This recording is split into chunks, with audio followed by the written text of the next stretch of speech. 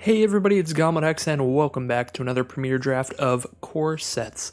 This is the special draft format where you draft one pack of M19 and then one pack of M20 in pack 2 and a pack of M21 in pack 3. So it's kind of all three of the core set formats sort of combined. So a lot of pretty basic games of Magic. You're just going for the best cards in the packs, generally just the most basic kind of strategies. No crazy archetypes or anything to draft, because not only are you drafting a core set, you're drafting 3 different core sets. So any mechanics or strategies that were really highly represented in one of the sets might not be in all 3 of them. So yeah, here we opened up a very powerful mythic rare here. 5 mana for a 5/4 flying, already great for limited. Plus this has the ability to come back from the grave in the late game. If you have the cards in your graveyard to do so, you do have to exile 7 other cards from your graveyard. But this just seems pretty phenomenal in limited. Now we have another pretty solid rare, actually mildly surprised this wasn't taken yet. Thorn Lieutenant, 2 mana for a 2/3. Whenever it becomes the target of a spell or ability an opponent controls, you create a 1/1 Elf Warrior creature token. So it's above the curve in terms of its stat line for its mana cost, being a 2/3 for 2. Plus, once your opponent tries to use any sort of removal on it, if they do, which eventually they'll need to thanks to its secondary ability, you are even getting a 1/1 out of it when it's targeted, so you're not even down a whole card when they use a removal spell on it. Of course, the 6 mana ability is pretty great, giving you a mana sink in the late game to make this a consistent threat, attacking as a 6/7 potentially. I think this card is pretty sweet. We could also just take one of these black cards to go with Bone Dragon because we really want to play black. We could just take Plague Mare or Skeleton Archer, but I think Thorn Lieutenant is just a pretty solid rare as well, so we're happy to pick that up as well. And here we have another mythic rare. Would be really cool to just start off with the first 3 picks being rares. However, Apex of Power is not particularly playable in limited. This is definitely a card you really have to build your deck around, and only really good and constructed. Basically 10 mana to draw 7. The fact that this costs 10 mana means basically no matter how good this effect could be, it's just not going to be playable in limited, or at the very least in a pretty basic limited set like the core set draft format is. So I think Druid of the Cowl seems fine here. 2 mana for a 1/3 is just a good blocker in the early game, plus you get the mana ramp ability on it to help get to your late game cards. I think Druid of the Cowl seems fine here. I like it better than the Duress or the Epicure of Blood. I think in limited, Duress just isn't often always going to hit something. It basically only gets rid of removal spells. A lot of times your opponent might just have a hand of nothing but creatures and you're not discarding anything off of it. Epicure of Blood, I guess there will be a decent amount of ways to gain life, as in pretty much all 3 of these core sets. There are a little bit of lifelink, some life gain synergies in like Black-White. As you can see here, we have a Johnny's Welcome and Child of Night here. If we were taking a card to combo with life gain stuff like Epicure. So I don't think that Epicure is entirely unplayable, but I think that Druid of the Cowl is going to be better more often. And here, I think the best card in this pack is actually just Angel of Dawn. Child of Night is solid, and it's in our colors that we are so far, but I think Angel of the Dawn is just like really good. So if white ends up being more open than anything else, we would really like to have that in our deck. And we shouldn't get too married to our initial colors here at the start of this draft, to the point where we're taking Child over Angel, because I do think Child is just like okay, just a little bit above mediocre, whereas Angel of the Dawn I think is just going to be fantastic, a good evasive threat that also lets you push through with all of your other creatures, giving them vigilance there. And another Angel of the Dawn here is pretty nice, as is Spark Tongue Dragon. Actually, both of these are pretty great. I think these 2 are probably tied for the best card out of this pack. 5 mana for the 3/3 flyer, giving your whole field vigilance, as I said before, or 5 mana for a 3/3 flyer that if you have 8 mana when you cast it, you could play it and do 3 to any target, which means you get a 3/3 flyer out and potentially kill one of your opponent's cards, which is really solid, either of these. The fact that we don't have any red cards yet, and we already do have 1 Angel of the Dawn, though, is going to make me just take another Angel here. But I think if we didn't have either of these, I might take Spark Tongue Dragon over an Angel. Now we see Shock. Wow, so yeah, I like Boggart Brute and Shock in red here as maybe some of the better cards in this pack. Boggart Brute is just really annoying in aggressive decks, 3 mana for a 3/2 menace, and Shock is just a great early game removal spell, maybe even a way to chip away some of your opponent's life if you're very aggressive. I think these are better than the other colors of cards. Oops. Like Mirror Image is alright if you have other great creatures to copy. Dwarven Priest just gains some life. Yeah, the white cards are pretty mediocre here. Maybe we would take Bristling Boar just because we have some green cards. No, I think Shock's just the best card in this pack by a bit, so I'm going to roll with Shock there. And, I mean, white is definitely open with Angel of the Dawn number 3 over here, or Pegasus Courser number 1. Since we already have 2 Angel of the Dawn, I think I will go with a Pegasus Courser here, but we are definitely picking up some great cards for a white Flyers deck or just any white aggressive deck. Angel of the Dawn works well with just a bunch of small creatures on the ground as well because it buffs the whole field when it comes into play. And of course, Pegasus Courser, giving another one of your creatures flying, combos very well with just a ton of little aggressive creatures like Oresco, Swiftclaw, cards like that. Wow, yeah, aggressive white cards are just showing up everywhere. Pack 1 here. Now we have Starcrowned Stag, another fantastic one. A 3/3 for 4, and whenever it attacks, you tap a creature that a defending player controls. So you tap down one of their blockers. Really great on the aggressive, obviously not so good when you're on the defensive, but the fact that it's so exceptional when you're in the aggressive spot means that this card is definitely well worth it. Now, I'm thinking we're probably trying to move into Boros here with how open it's looking. I think I like Volley Veteran here. Basically, every core set in the history of mankind has some amount of goblins in it, so we don't have to worry too hard about getting too much to combo with this, even though it is technically 3 different sets. So this probably wasn't printed in M20 and M21. Like, we could take Skyscanner, because Skyscanner is a card that we're going to play in literally any deck we end up with, but with the way that these packs have been going, I'm pretty sure we're getting pushed into Boros as the most open colors, but I guess we'll see at the end here. Active Treason can be fine in an aggressive deck, but it's definitely better in Rakdos because you can sacrifice whatever you've stolen if you don't just finish your opponent off with that. Dwarven Priest is a solid creature here, and we're very likely to play white, so maybe Dwarven Priest. Although Omen Speaker is probably better than the Priest just for its mana cost. 2 mana for a 1/3 and you scry a bit, but I don't think I'm particularly looking into blue here. Take Tormenting Voice here, just a little draw spell. Discard a card to draw 2, definitely good in the late game. Discard a land, draw some better stuff. We have Oresco Swiftclaw and Onaki Ogre, both fine creatures for an aggressive deck. We're going to go with an Oresco Swiftclaw here. And Stone Quarry is a pretty nice pickup. Get that red-white dual land to help with the mana. And wow, yeah, Boggart Brute this late. Both of these are actually fine aggressive red creatures, but I like the Boggart Brute a little bit more. Just Menace on such a cheap card with pretty high power for its cost is pretty great. And really rewarded here. Honestly, Dracoseth is actually not the best in a really aggressive deck because you have to make it all the way to 7 mana to cast it.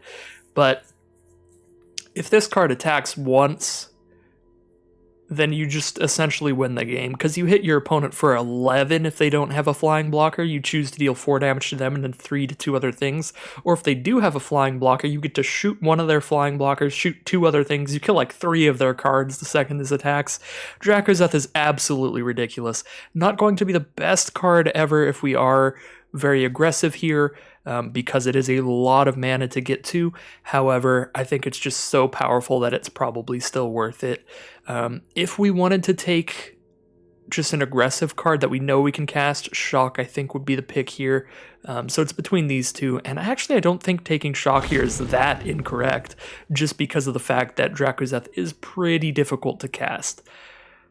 Now we have Flame Sweep, 3 mana for an instant to do 2 to each creature except for creatures you control with flying. Obviously we do have a lot of flyers right now, so that does combo relatively well with what we have currently. 2 Angel of Dawn, Pegasus Courser, although if we're going to be Boros aggro, we're going to have plenty of creatures that do die to the Flame Sweep. Pacifism probably better in an aggressive deck because it's not going to mess with any of our creatures. We just shut down a blocker immediately for only 2 mana. Yeah, Pacifism seems pretty solid here. I think I will take that over the Flame Sweep.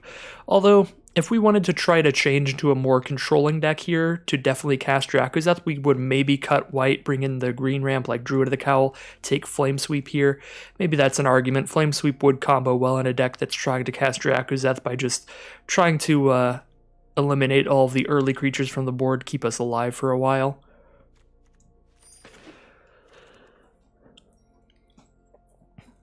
Well, we are actually seeing some decent black cards in this pack. We didn't really see many after Bone Dragon that we first picked in our last pack, unfortunately, but seeing the black cards here is definitely a bit awkward for us. Because at this point, we've sort of committed into the switch from black to red. I guess we don't lose a crazy amount of great cards. If we don't play red here, we lose Shock, Drakuseth as our best cards, followed by like Volley Veteran, Boggart Brute. So maybe we do still take Disfigure. That's just what I'm thinking about here. I'm just seeing some decent black here. And obviously the Bone Dragon is pretty great. Dawning Angel's very solid if we don't want to take the black card. I think I will take Disfigure. See how this works out. Alright, maybe we should have just taken the Dawning Angel, but even then we'd have 3 5-mana flyers at that point, which is a little bit much. But it's probably fine.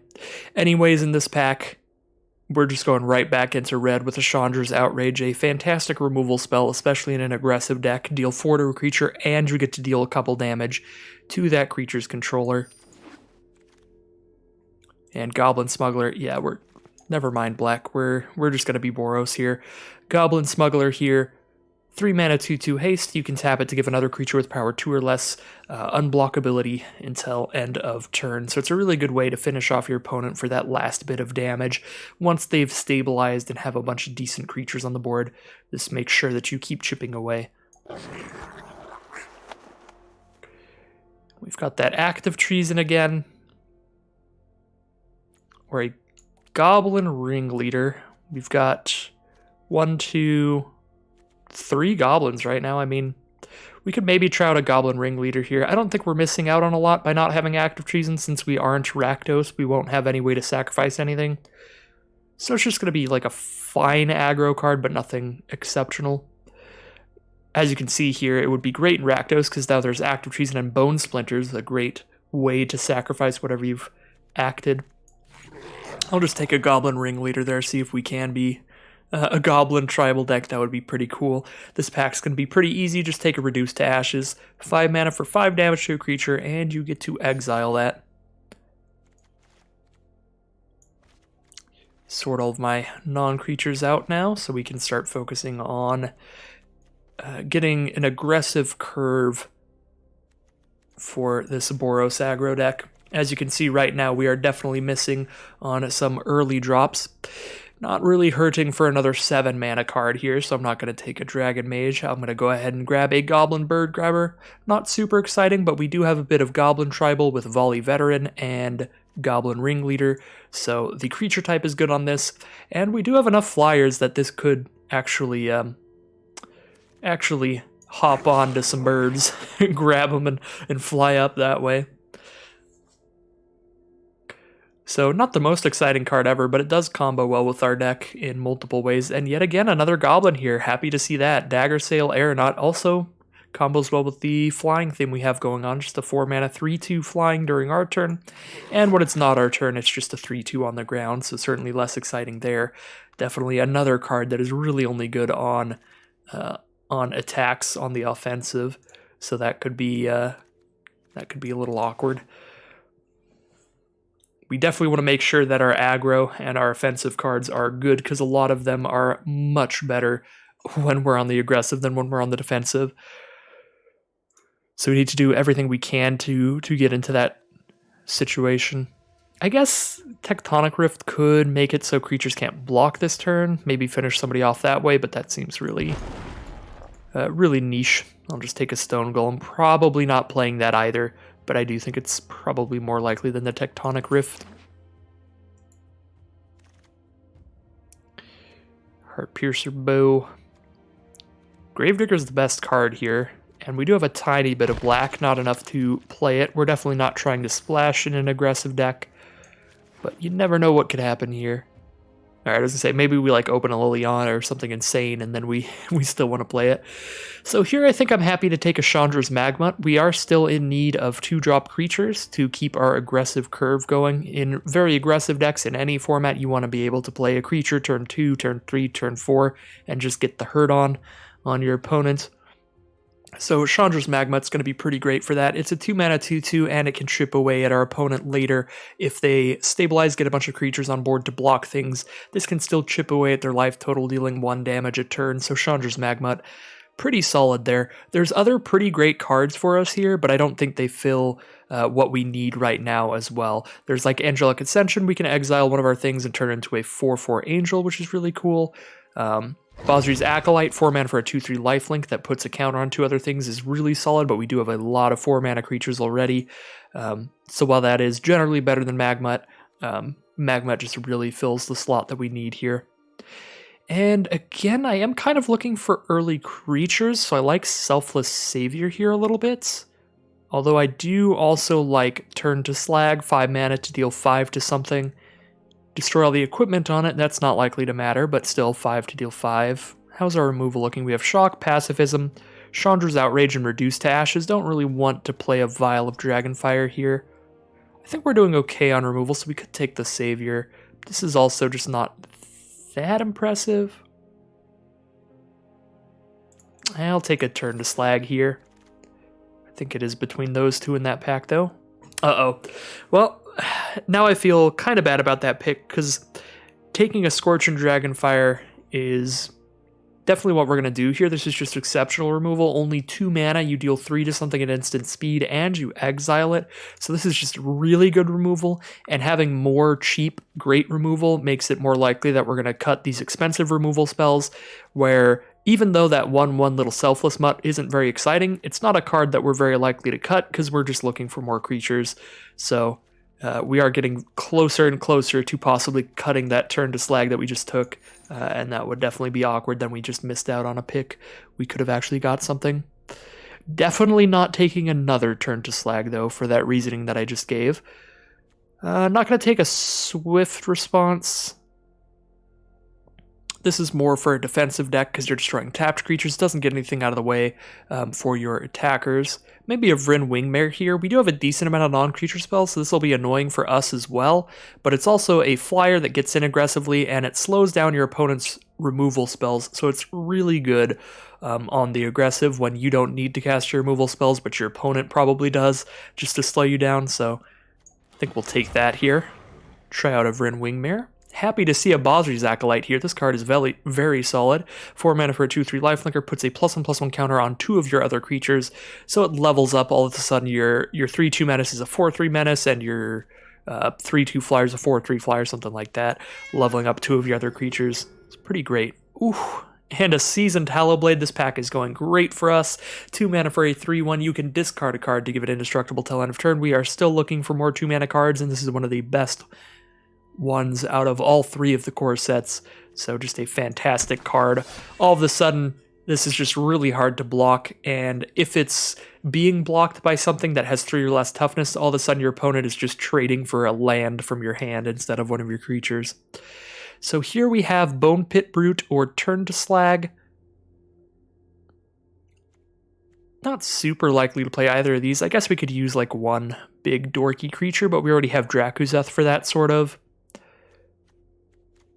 I think I'm doing well on removal. I'll take a Bone Pit Brute. We can cut this Stone Golem now, but I don't think I'll be playing it. Feat of Resistance is actually pretty nice because this can shut off a removal spell from your opponent and give your creature a permanent +1/+1 buff, but I think I'm still leaning towards another Magmut here. We have a lot of non-creature spells already, and in an aggressive deck, we just want to have as big of a stack of creatures as possible, so I will have to cut some more non-creatures if I'm running a Feat of Resistance in here, I think. So we have Sky Scanner, which is just a great value card, 3 mana for a 1/1 draw a card. or 1/1 flying, draw a card, and Makeshift Battalion. I think this actually fits our deck a little better, the Makeshift Battalion, but Skyscanner is usually a little bit better. But no, here we're so aggressive, we'll take the Battalion. It's just good on attacks. A 3/2 attacker that gets a +1/+1 counter whenever it attacks with at least 2 other creatures.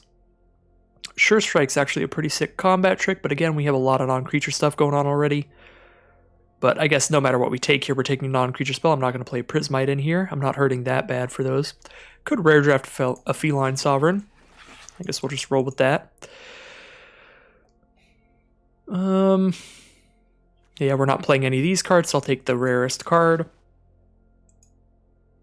And these next few picks are not likely to be anything that we are playing, but we'll see. Another Turn to Slag or a Goblin Wizardry. Goblin Wizardry is really good in like the red-blue spells kind of decks, but unfortunately we're not that. I think Turn to Slag would be more likely to get played here, and we're probably not even playing that. We'll see what non-creature spells we whittle things down to.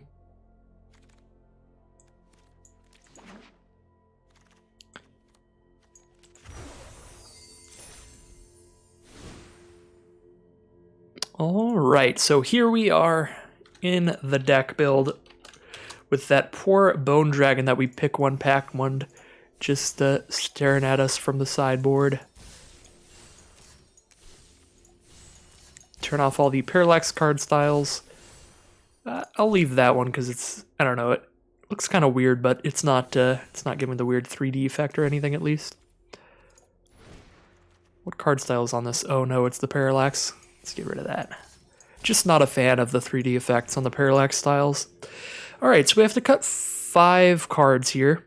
Our curve isn't as aggressive as I would like for a super aggressive deck here. Obviously, our average mana cost being 3.5 is pretty big. We have 8 non-creatures right now and 20 creatures.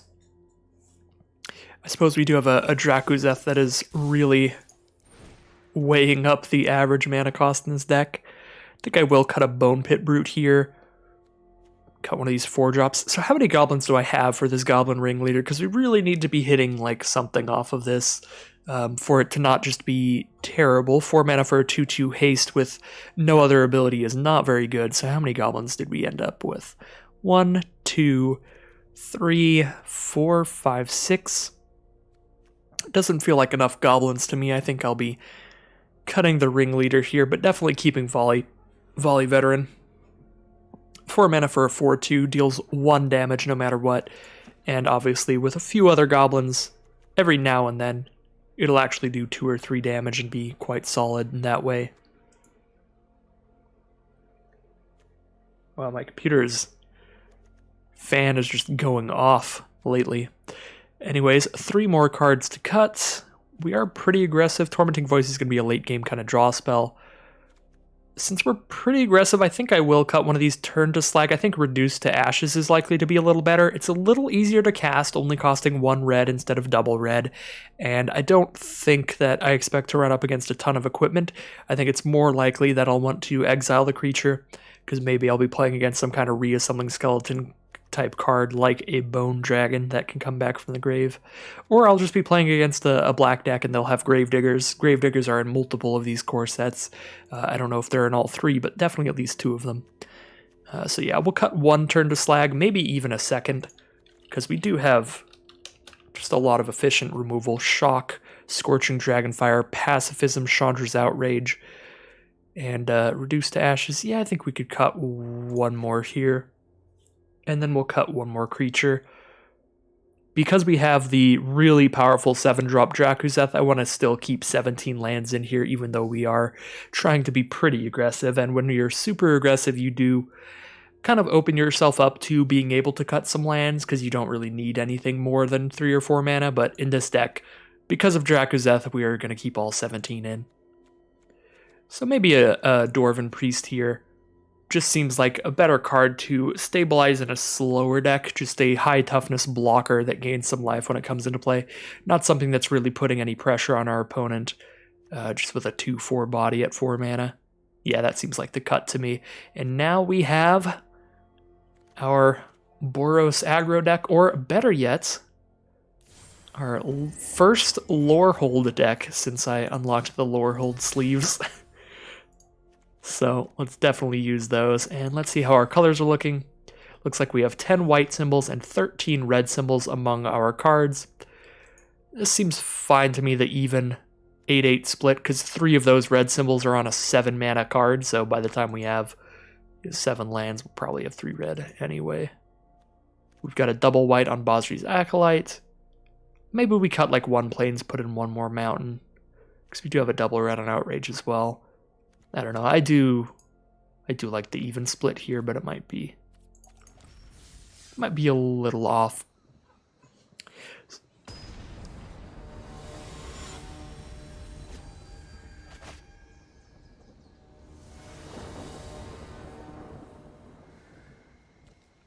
Alright, here we are in round 1 with the Lorehold aggro deck. Not a keepable hand here, unfortunately. I need to specifically draw a plains or 2 lands to get things off the ground running. If I draw 1 plains, I have a makeshift battalion, and that is it. I have 2 4-mana cards here, one of which I need to draw 2 plains for. The other one, obviously, I need to draw 2 of any lands for.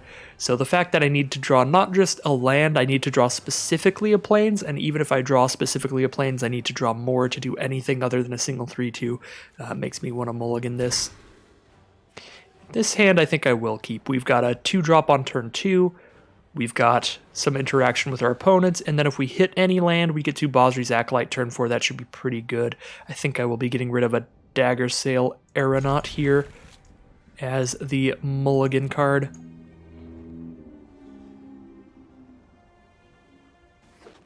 We are up against a black deck so far.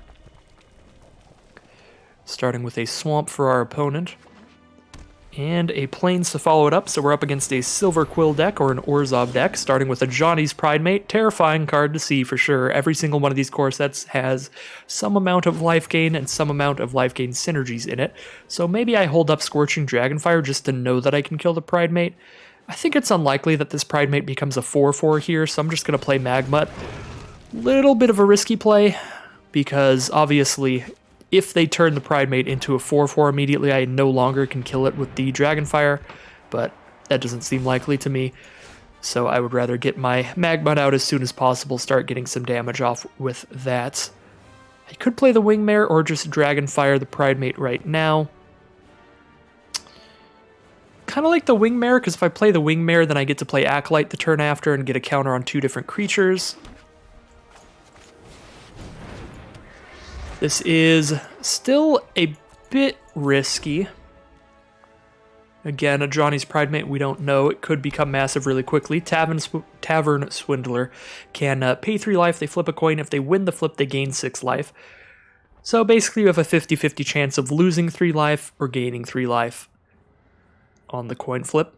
So it essentially does nothing by tapping it, unless you have things that specifically care about gaining life, like a Johnny's Pridemate. Then it does, half the time, trigger your Johnny's Pridemate. It's better with stuff that cares about you gaining a lot of life in one turn, like a specific amount of life, like cards that require you to gain 3 or more to do something like Griffin Airy and stuff like that. That's where Tavern Swindler really shines. We'll see what our opponent's got here. They're definitely the Orzhov or Silver Quill life gain plan. My apologies if it annoys anybody that I'm trying to use all of the new Strixhaven school names. Just trying to get used to them before Strixhaven launches, so that I can be accurate in those videos, in those drafts, in everything I'm referring to. So I think I'm just going to start calling all of the enemy color pairs by their Strixhaven schools for a little bit here, just in practice. Opponent is definitely heavy into the think tank, or they're just grabbing a snack, going to the restroom, something. Oh, that was an auto pass there. So they actually may have disconnected from the server somehow. Maybe an internet issue or something. Looks like they're back, though. They started looking at the Ajani's Pridemate. So because our opponent hasn't put any counters on the Pridemate yet, I think I am safe to go ahead and just go with the Basri's Acolyte. They did win the coin flip though, so that does make Pridemate a 3-3. So if they win the coin flip again next turn, then Pridemate will be out of Dragonfire range, but still within Chandra's Outrage range.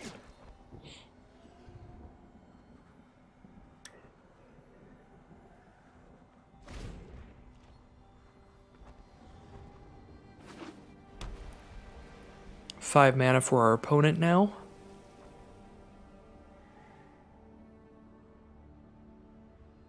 They have Tavern Swindler's ability they can do at any time, so they could do this in response if I try to Dragonfire Pridemate, and they'd have a 50-50 shot of saving it.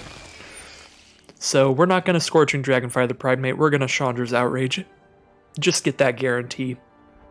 Excuse me. Have a little bit of the hiccups.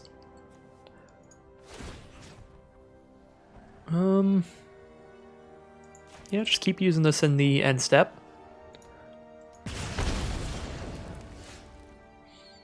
Well, I actually don't have a second red for the Outrage here, unfortunately, so Pridemate might just survive. We're going to Dragonfire the Pridemate in response to their Swindler's ability, I guess, then.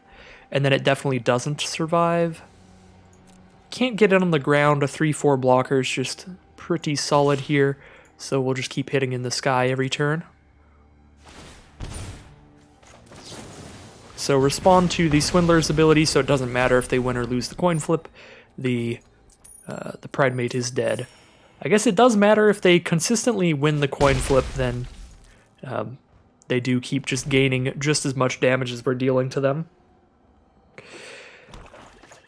I'm going to hold on to a land or two here, because we do have Tormenting Voice in this deck where we want to discard a land to draw 2.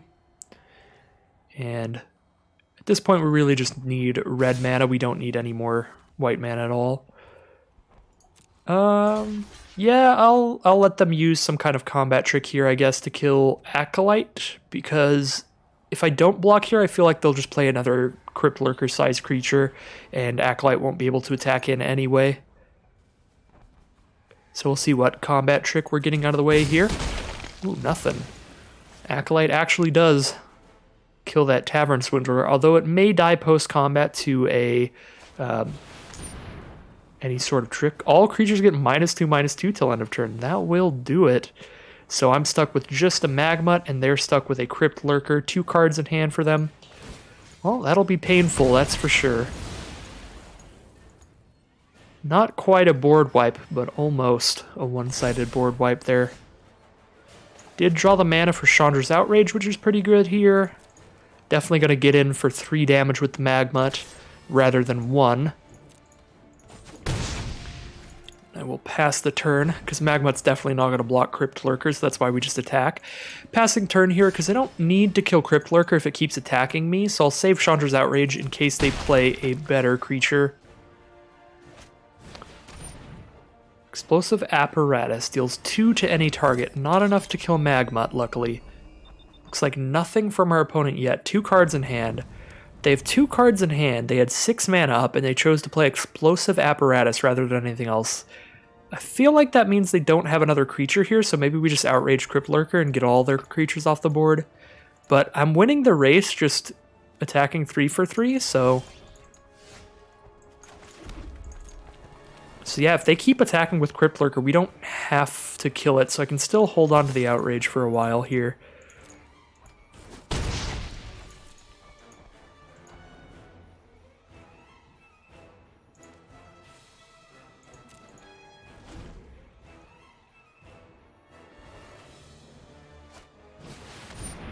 Hieromancer's Cage. Exile a non-land permanent until that leaves the battlefield.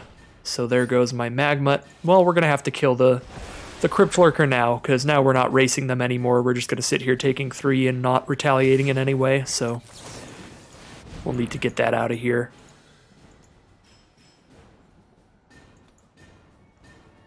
They have 2 mana up. They could have a trick here. We'll see. They're definitely holding. Blade Brand, give it Death Touch. Oh, okay, so they just wanted to draw a card there, just cycle the Blade Brand because the board's clear, so Death Touch isn't likely to do anything. Just cycle and draw into something that might be better. So we do have 7 mana now, so we have enough mana for our 1 Drakuzeth. Also have a Pacifism for their first creature. We are in the top deck war. Time to see who gets luckier. Sanguine Indulgence is a fantastic draw at this point in the game, basically a draw 2 off the top. Drawing Crypt Lurker and Tavern Swindler from their grave, so they get to play Crypt Lurker, discard the Tavern Swindler, and just draw another card. So, opponent definitely got off the ground running with a fantastic start to the draw. The top deck war, I was going to say the draw war, but the top deck war is just a cooler way to phrase it. We're going to go with a Goblin Bird Grabber as our first creature drawn. Holding onto the plains again for Tormenting Voice. Looks like the Explosive Apparatus will go ahead and kill our Bird Grabber. It's just about the weakest creature in our deck, so definitely better that that pulled out the Explosive Apparatus rather than anything else later. Epicure of Blood is on the board now, though, and that is going to be an issue. I could block it with a Boggart Brute and shock it, but our opponent's down to 9 lives, so I think I'm just racing here. I don't really want a 2-for-1 myself, discarding a Boggart Brute and a shock just to kill one of their creatures, if I can help it. Of course, they could just have another... Oh my god, they've just drawn straight gas this whole time. Yeah, that's an issue. Just massive creature, decent creature, removal spell, removal spell.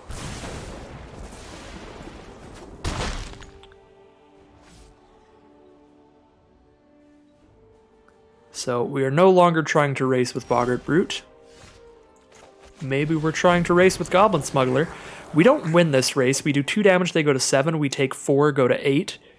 Then they go to 5, then we go to 4, then they go to 3, then we die. But it's probably still worth attacking in rather than chump blocking for now, because we can't trade up into Epicure. I guess we could have if I held on to Shock. Block, trade up there, but then we take the Child of Night damage, we take an extra from Epicure, and then we start dying to that. Chandra's Magmut, I could double block to kill Epicure. I think I'm still trying to race now, though. Because now I can actually deal 4 to them if they attack me here, so if I get another creature... Just chump block with that, hit them for 4.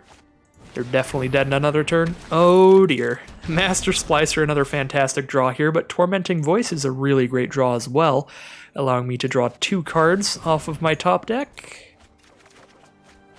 Angel of the Dawn is, like, almost exactly what the doctor ordered here. With Angel of the Dawn, we give our field Vigilance, so we get to still attack here, so we can use Goblin Smuggler to give Magmut unblockability, play Angel of Dawn to give Vigilance, attack for 3 with an unblockable creature. They go to 1 life. Or, I'm sorry, they go to 2 life, and we can use Magmut's ability to put them to 1 during their end step. So as long as we can survive their next attack, we win. We just have to block... I guess in order to survive their next attack, we have to block both of their 4/4s. So we don't actually quite win, because we'd have to chump block with Angel of the Dawn and Magmut, so then we just have a Goblin Smuggler on board, and we're facing... Yeah, we have to draw into something good here, but I think we have to play to our outs, and that's our biggest out, I think. Is to just chip in for 3 here. So they're at 1 life. If they have a removal spell, we lose. This was already the case. If they have another creature, we probably can't smuggle in there.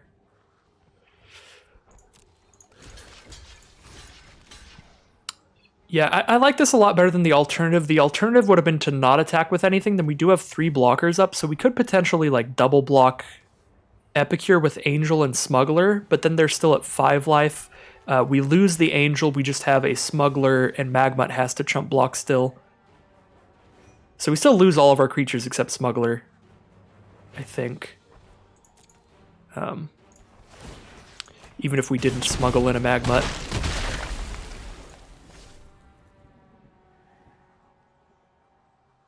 So I think we did the best we could here. We'll see if it pans out. Angel of the Dawn, is that enough? No, they have to chump block here though, which is good. So we kill... Actually, the fact that they have to chump block here is huge. Because now we kill that, and that actually makes it so their golem's a 3/3 instead of a 4/4. So we actually get to kill the golem on blocks. Although we do... Actually, I don't have to block the golem. Is it better to do this, and then if they don't have a flyer or a removal spell, we win? We could also double block with Angel and Smuggler, so we definitely kill the Epicure and go to 1.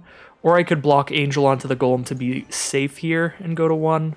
But then I have no creatures left. I think leaving it open to where if they don't have a removal spell or a flying blocker, we win is the best play.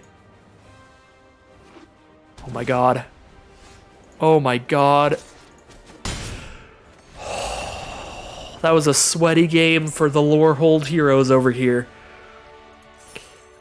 I'll take that win every time. That was a terrifying top deck war. Very swingy. Our opponent drew very well at the start of it. We drew very well at the end of it. Whew. 1 win in, no losses thus far.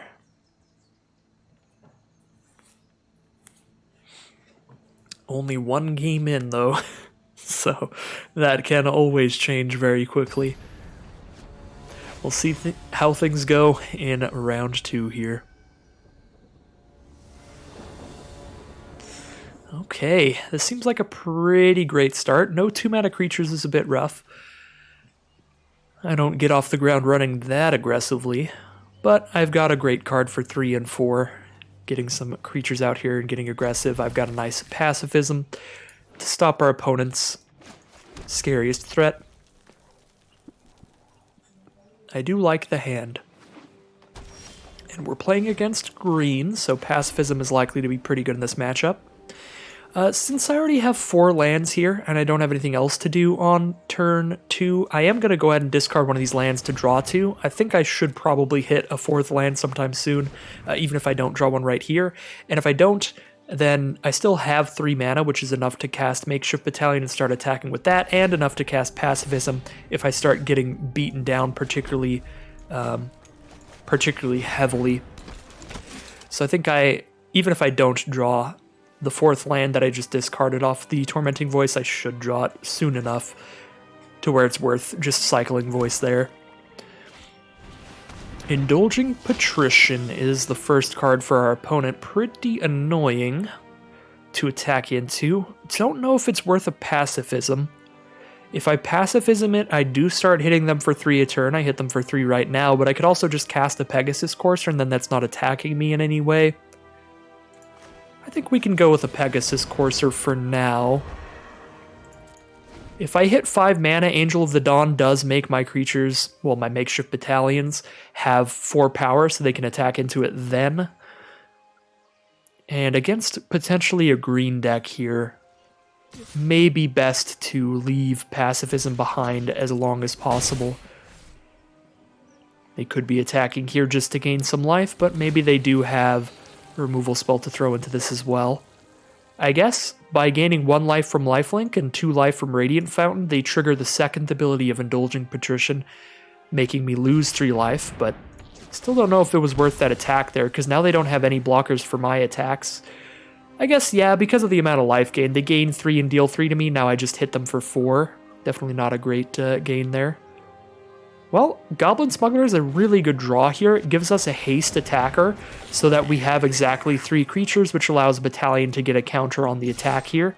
We're going to give Goblin Smuggler flying because otherwise Palladium Mirror could trade for the Smuggler. It can't trade for Battalion, it can only chump block there. Hit them down to 17. Against a life gain deck, it is going to be pretty hard to hit them aggressively enough to put a ton of pressure on them, but we'll do our best here. Our field is looking pretty good for that kind of stuff, now that we can constantly be attacking with 3 creatures a turn. And that is if they don't have any form of removal. Obviously, with Pegasus Courser giving Goblin Smuggler flying, none of their creatures will be big enough to kill any of our attackers. Well, now Epicure would be, but we can pacify that to keep attacking here. Because otherwise, Battalion gets blocked on the ground. We do really want to attack with 3 creatures to keep getting counters on Battalion. We could alternatively just not pacify the Epicure, just don't attack with Smuggler, just attack with Courser and Battalion so that Battalion's flying at least, so it doesn't get blocked by the Epicure. But, oh wow, they're staying aggressive here. Gonna do 1 to us, gain 1 life, which means that we lose another 1 from the Epicure. We could play a Seasoned Hallowblade or Pacifism here. Yeah, I think we stay aggressive, just keep on it here. Pacify the Epicure so we can just attack all again. And now our Battalion is just getting huge. They do still have the ability of the Epicure, which is painful.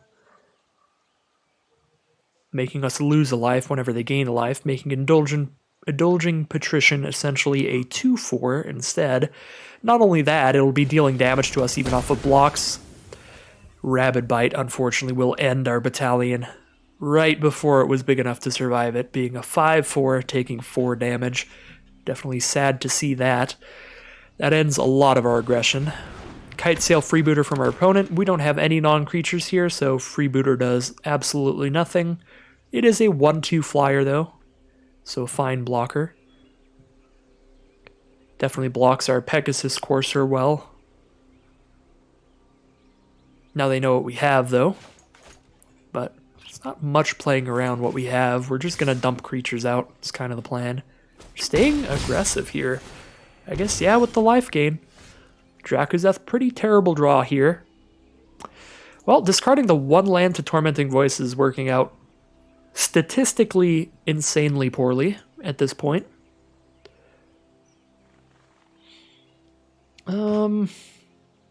Of course, at the time we did that, we didn't have the 5 mana cards. That definitely makes it a lot worse, and obviously drawing the most expensive card in our deck makes it phenomenally bad.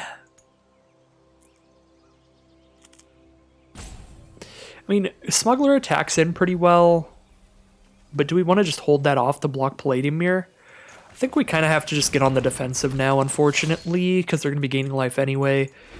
Probably just start attacking with Hallowblade. We can start discarding cards like Dracuzeth.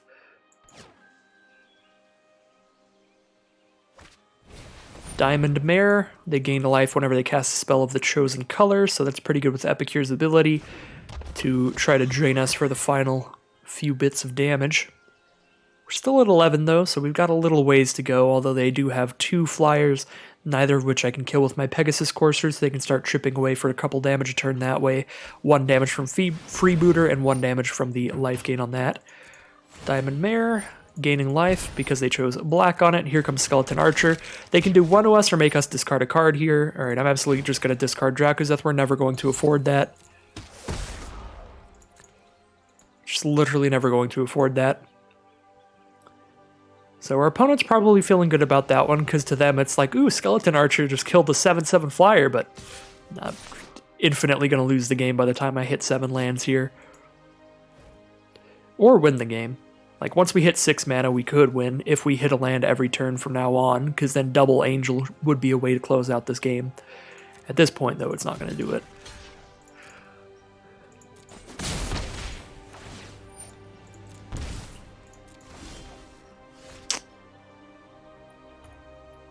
Yeah, this has just been some poor draws this game.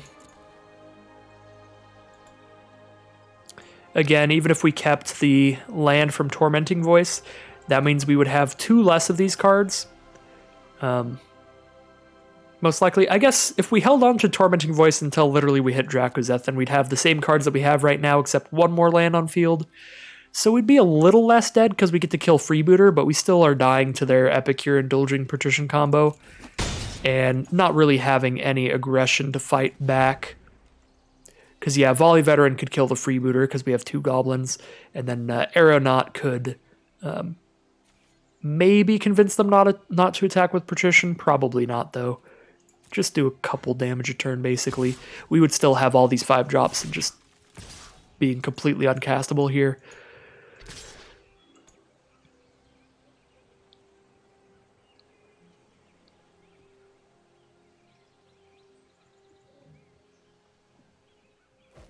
Well, I definitely feel it was correct to leave this as a 17 land deck and not cut anymore. But this is a painful game to lose. I don't feel like we... I mean... Nah, I'm starting to get a little down here. Let's just make our blocks.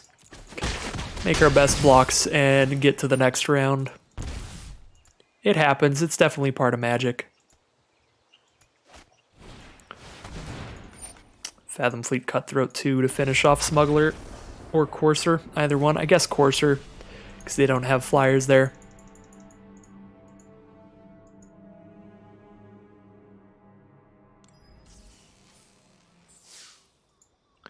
So I stopped myself from saying it there, but I was going to say I don't feel like that's a game that like we should have lost, but I actually don't really like that phrasing, because that implies that your opponent shouldn't have won in a way.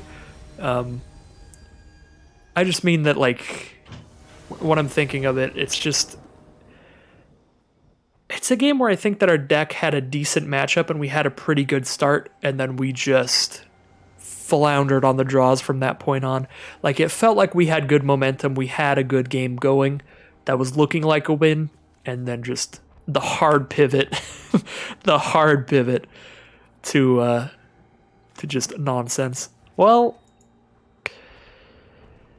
this is a weird hand. Again, no early creatures. I swear I drafted several. I think I'll keep it. I mean, we have Shock just immediately if our opponent's being aggressive against us, and we have Outrage if we draw any land. And if we hit the late game, obviously we have Dracuzeth, so the fact that we have 2 removal spells does help us make it to the late game. So that's kind of the plan with this hand. A little weird. A little weird to be in this pretty aggressive deck in a hand that's just trying to survive as long as possible.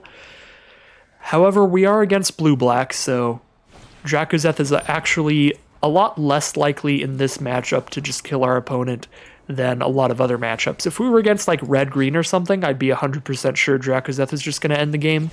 But against blue-black, these decks tend to be controlling, have a lot of removal spells, so they could counter Dracuzeth, or they could just Doomblade it and destroy it when we cast it. Kind of want to shock that. Get that flyer off the board, and we can start hitting with Magmut for 2 a turn. Next turn, we get to drop an Angel of the Dawn. Make Magmut a 3/3 Vigilance till end of turn. That actually gets in for 2 more damage than it would otherwise if they don't play a creature here. Because it'll get in for 1 more combat damage, plus it'll be untapped, which means that I can tap it for an additional damage there as well. Skeleton Archer. Yeah, this is going to be really good here in terms of damage output to my opponent. However, it's a bit risky spending my Outrage on a Skeleton Archer when I could save it for like a scarier flyer later. But I just like the damage output that I'm getting here by using these cards in conjunction this way.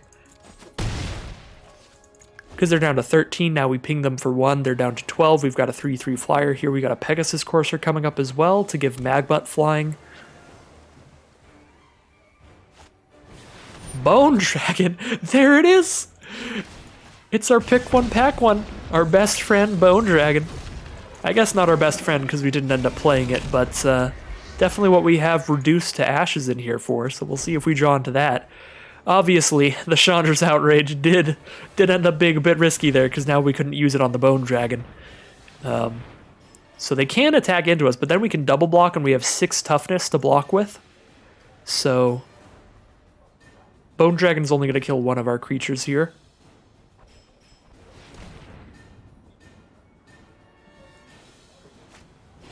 Audacious Thief is the play. Well, no way to give that unblockability or anything yet. So it's not really going to attack in super well on our board, so I'm not super worried. Although even just a chump attack off of that is fine. And Winged Words is the play, drawing 2 cards.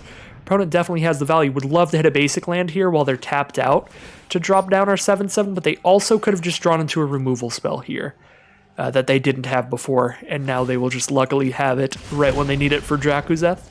Alright, we didn't draw land, so we don't even have to consider whether or not to play Dracuzeth against 5 cards in the blue-black deck. The answer is probably yes, but we'll see. So we can smuggle something in every turn for 1 damage. Because I could like smuggle in Courser. Or I could smuggle in Magmut. Magmut's already doing 1 damage a turn anyway. Yeah, I guess smuggling in for 2 is better than hitting them for 1. And that is the best choice we could make here. We could also just not smuggle, so I have as many blockers up as possible, but that's really just for Audacious Thief. Because the flyers are good on the Bone Dragon. Yeah, let's get in for 2 here, I think.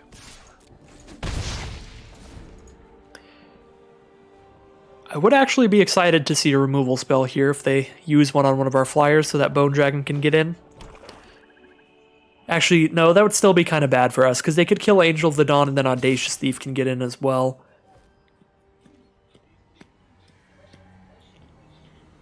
This makes me think they have instant speed removal, which is a real bad time. I'm actually not going to block here, because we can also crack back really aggressively if their only flyer is tapped, because they're down to 10 life. Oh my god. Alright, well that didn't pan out super well. Actually, our opponent might just have everything here, because I don't think that you make that attack if you have Mirror Image. I think you cast Mirror Image pre-combat and then attack. Yeah, they just had... Well, no, Capture Sphere isn't an instant speed removal spell that would have worked. Because we could double block and then they just Capture Sphere one, sure it's tapped, but it doesn't stop it from killing the Bone Dragon. That was a really weird attack. I guess we don't know what our opponent has. Maybe they have another instant speed removal spell. Tormenting Voice, a really, really bad draw at this point, because obviously this is not a game where we got to hold on to lands because we had Draco's the whole time, so we're just dumping the lands out, hoping to draw the 7th for it. So nothing to discard to Tormenting Voice, that's for sure. I suppose we could... They just had another instant speed removal spell. They're just going to do it pre-combat here, so we can only block one of the flyers. Yeah, opponent literally just had it all this game. That's sad. Opponent's deck's really, really good. Skeleton Archer, Cloud Concealer, Opt, Winged Words, Grasp of Darkness. Haven't seen a single dud card from our opponent. That's for sure. Everything they've had has been just absolute gas. And obviously getting to pull out the double mythic on us is brutal. Bone Dragon with a clone of Bone Dragon.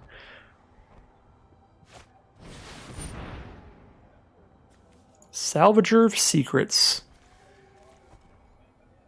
Get to return one of these. Return like a Grasp of Darkness or something. Seems pretty good. Even just return like Winged Words, draw a couple cards. It's a pretty horrible draw. Here we get to chump block once. It's not worth it to me.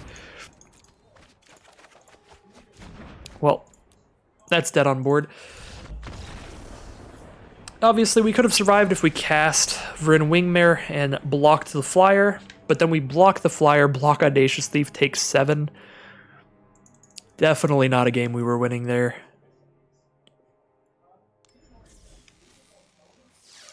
That one, I think, was less anything to do with our deck and much more to do with our opponent had the nuts. That was a really well-drafted deck. And well opened all around.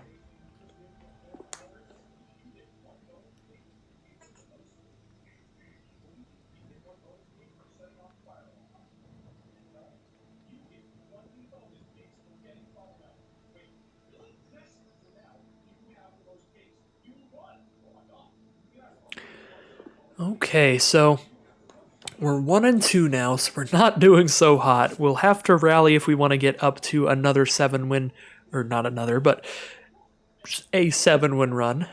I guess technically I haven't 7-winned this much, or in this format yet, but I did get close. So I'm going to win every game from now on, and obviously this is a horrible start to that. I feel like this draft, just in a nutshell, has been a lot of poor luck on the draws. This is really solid, though. Swiftclaw into Courser's a pretty aggressive start. And the fact that I Tormenting Voiced one land and then didn't draw another land the entire game for like 10 or 11 turns makes me really not want to put away a land. But I still think, like, statistically, RNG-wise, it's probably the right choice to put away a land here. Because we literally only need to draw one more land. But I guess that's just right now. We do have 5 drops in the deck. We could draw into those at inopportune times. Yeah, I'll get rid of the Smuggler. Now is the moment of truth to find out whether or not Arena just wants to be rude today. The moment of truth would be if we draw nothing but lands this game, then that is that is just our fate has been decided. And the heart of the cards was not with us this day. But maybe it is just that I am really underestimating the height of the mana costs in my deck because I just feel like we're Boros aggro, so I'm underestimating how much we need these lands. I think that's definitely part of it, but I also think that luck is a huge part as well. Wow, our opponent's off to a very good start here. Anointed Chorister into Child of Night. Pegasus Roar is going to be a solid blocker for that kind of stuff. Am I okay with the trade of Swiftclaw into Child? Not really, because I do have a Basri's Acolyte coming out if I get another Plains.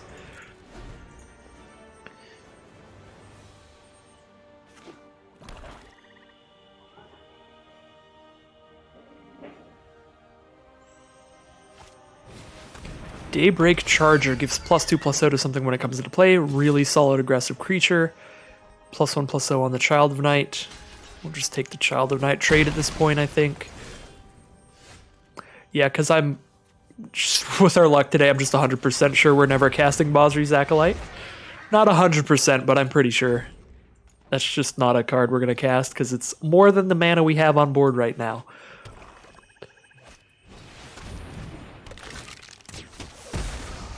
Skeleton Archer is pretty great here. Yeah, we're having a really rough time of it this draft, that's for sure. Well, there's the Basri's Acolyte mana. That does turn Chorister into a 2/4, which can block any of their things without dying, which is good. That is also more mana than I was convinced I would draw this game.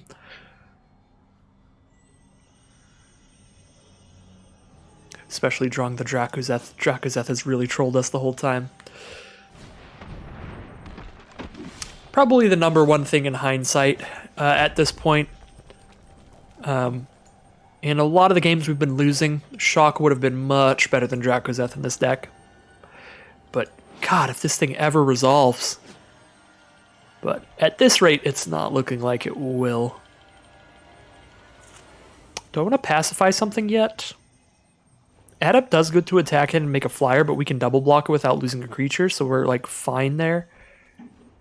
Might even want to pacify an Anointed Chorister. They're only 1 mana away from making this a 4/4 lifelinker every turn, and that obviously attacks in very well against my field. I could double block, but then they still get to kill one of my cards with their 1 mana creature. Chorister is just a really solid card. Yeah, the aggressive cards from M21 are very good. That is for sure. I'm actually, yeah, I'm feeling like a pacifism on Chorister here.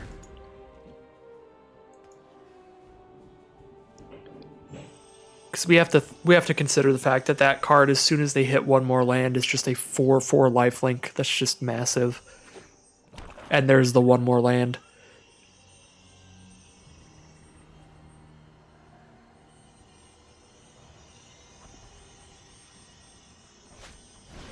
Lich's Caress. Alright, nice removal spell. 5 mana, destroy a creature, and gain 3. That makes it so I only have a 2/3 blocker here, so I have horrible blocks now.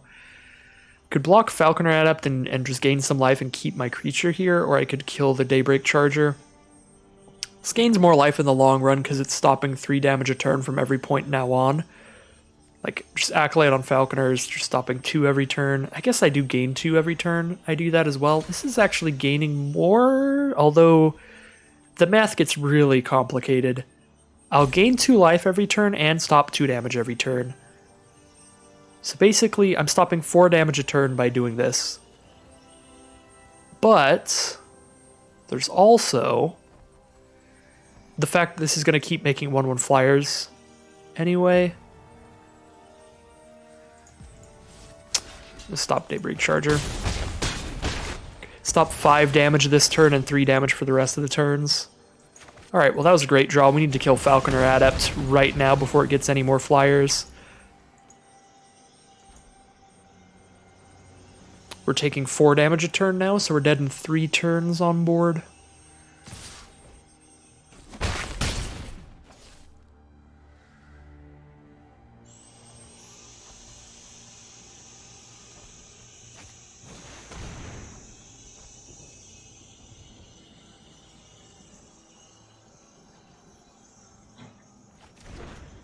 Cobb Waltz is a pretty great card. We used that to good effect in our last draft.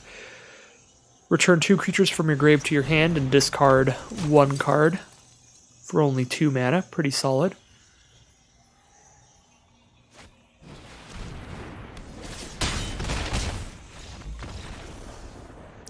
But this draft has just been a painful one. Definitely part of the game. Definitely a thing that happens, but some poor luck throughout the draft. And I want to take another look at our deck, because our curve is the biggest problem here, but I don't feel that our curve is nearly as bad as those games made it seem.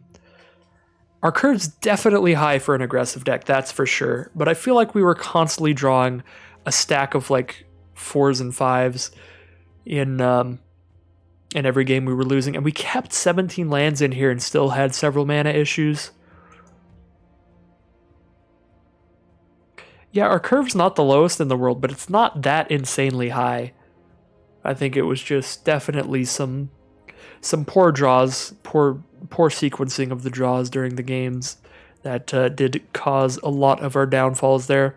That last game, as you could tell, nothing we could really do. The game where we had a bunch of 4 mana cards and up and only 3 lands, nothing we could do.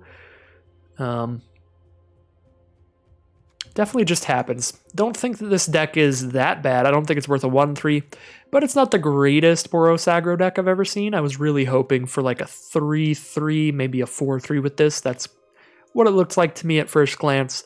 The main thing that I would do differently after playing with the deck, looking back on it, would be -1 Dracuzeth +1 Shock here would, I think, make the deck better, because Dracuzeth definitely being 7. We never got to cast Dracuzeth. It was always a dead card in hand. It was essentially just making us discard a card every game, or making us mulligan to 6 every game that we drew it, which is very much not where you want to be. So that pack where we took Dracuzeth over Shock, probably should have just taken Shock over Dracuzeth. Or, actually, even at this point, maybe have just cut Dracuzeth and put in... We actually don't have anything cheap to put in.